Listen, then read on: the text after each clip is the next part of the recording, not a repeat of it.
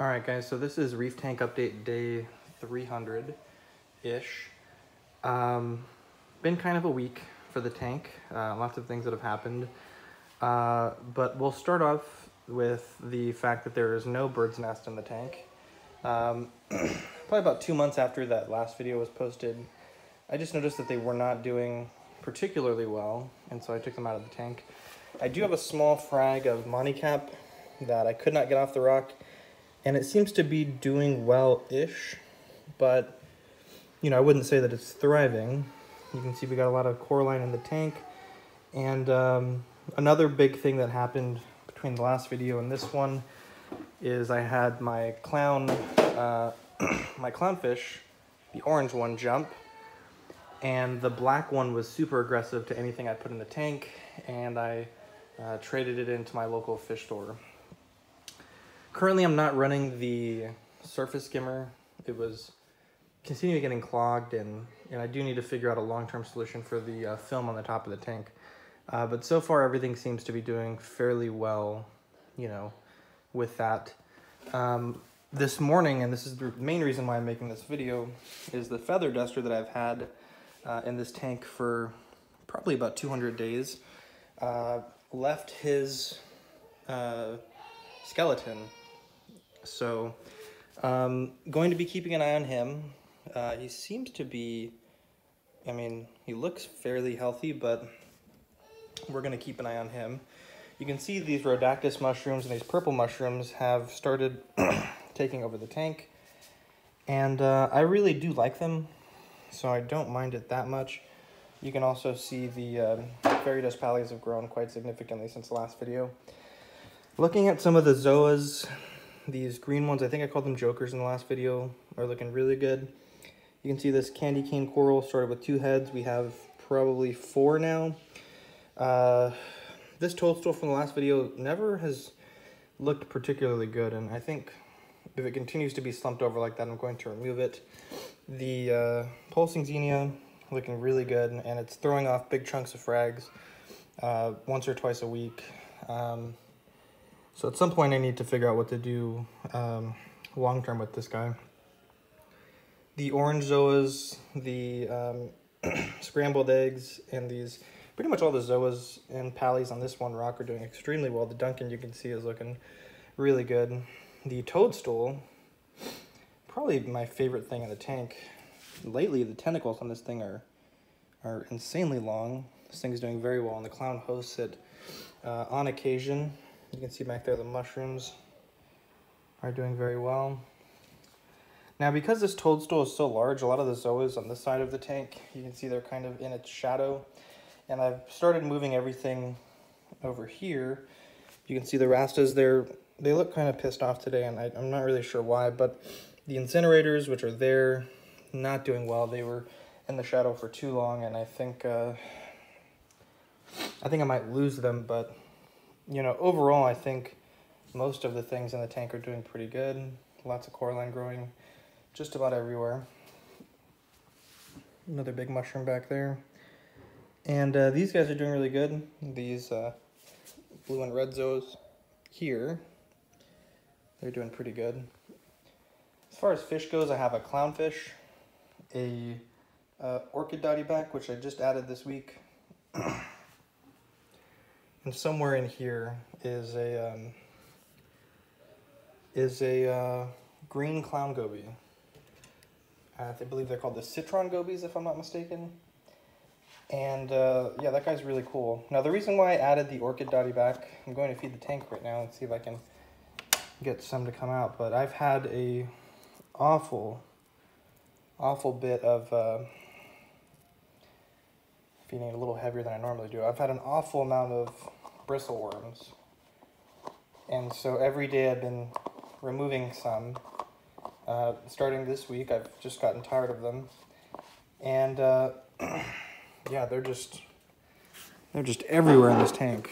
And I know I had I think 1 or 2 that came in on a piece of live rock, and let me turn this off, and they've just been taking over this tank, and I feel like you know, I hadn't done too much maintenance in the inside of the tank as far as putting my hands in because I was freaked out about them. And so I started, you know, removing some, and I removed quite a few already. And I'm hoping to eventually cull their numbers down, eventually to 0, because it was a staggering amount of them, and I don't know, I just don't really think they're that beneficial when they're in that great a number. The Jabo is still working really well. I need to clean off that algae that's grown on it, on the impeller, but otherwise it's doing pretty good. And I'm really, really happy with this tank so far. We're almost at a year. I think we'll be at a year in January. And it's kind of crazy to be at this point. Like I mentioned, the mushrooms are definitely taking over this tank. And one thing that I need to do desperately is get this tiny piece of Xenia off of this rock, because they are, I just don't want that to be anywhere near my main structure. You know, if they grow on the back, I think that's pretty cool. I wouldn't mind that, but I definitely don't want them growing onto the rock work. I think soon it's going to be time for me to replenish my cleanup crew. I've had the same cleanup crew for, since the livestock feed. I haven't added anything new. And I have noticed some loss of snails, some loss of crabs. And I'm thinking it may be due to predation from the bristleworms, but you know, I think that's something that I'm going to need to do soon, hit up reef cleaners. But I've you know, done quite well to, you know, not have too much unwanted hair algae growing in the tank. But yeah, I mean, I'm really happy with this tank. I think it's going pretty well. My wife loves the fairy dust pallies, and you know, I'm not going to, these aren't going to be going anywhere anytime soon. There you go, there's the clown goby back there. It's a really cool fish. Easily one of my favorites. And he's been in the tank for about a month, the clownfish, around that time. But yeah, these pallies here, I think these are Jason Fox, some type of Jason Fox pally. At least that's what they were sold to me as.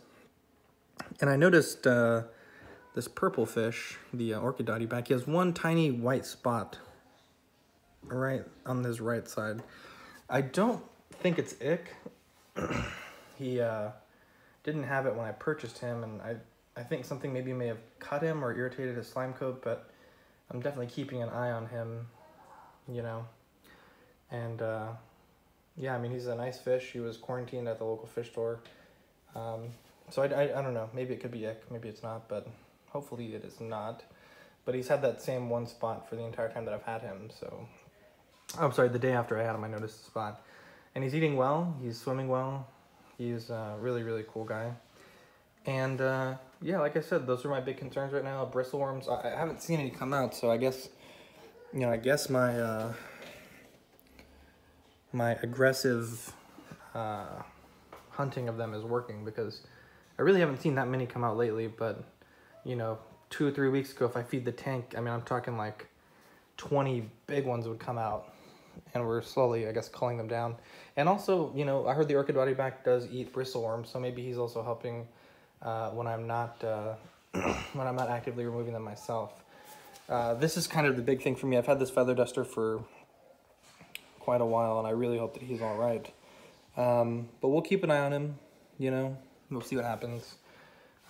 If he you know, kicks the bucket, I'd be pretty sad, because it's one of my favorite parts of the tank. But I'll give you guys a top-down view one more time, just so I can use this as a reference for the future. But yeah, you can see those fairy dust pallies, man. They're freaking taking over the whole tank. And this toadstool, I actually have fragged it a few times. Let's see, the last frag I did was from the bottom. It was kind of throwing off a chunk. I think it's healed up already, but it was throwing off a huge chunk, and it was just causing it to be off balance. And I think it's still struggling to regain its, you know, its stature. But, you know, potentially I may have to frag more. It is almost at the top of the water line, so I'm not sure what it will do once it gets to that point. But yeah, that's pretty much it. This is the tank, day 300. Doing very well. Lots of new fish in this video, but hopefully I'll be updating this tank more often. I know I kind of took a bit of a break from updating because nothing really interesting had happened. And I didn't want to put up a video on the fish tank because I was kind of bummed. So, you know, tank was fallow for several months, and we finally started adding some fish recently. So thanks for watching. Hopefully you guys liked the video. Please rate, comment, and subscribe.